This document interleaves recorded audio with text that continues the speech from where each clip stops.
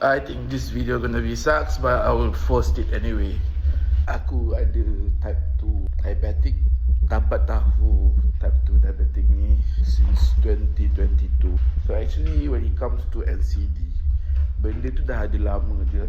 Sebenarnya benda tu dah ada lama, mungkin dah 10 tahun lepas. Actually aku dah didiagnose. Aku boleh jadi diabetes dah ada dah. Tapi yelah, bila engkau go through dengan same lifestyle, lama kelamaan benda tu akan appear lah, all the symptoms macam kerap kencing, cepat haus, those kind of thing lah. Dan itu yang aku rasa sekarang.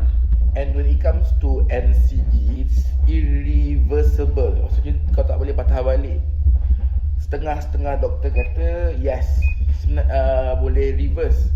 But then it's actually kau punya buah pinggang actually dah macam ada a bit of cacat lah.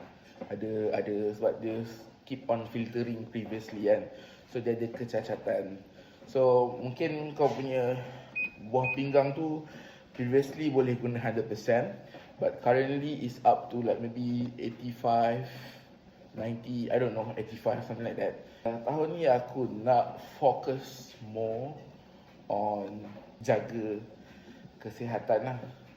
If you want to continue see my journey, follow me and more videos are coming.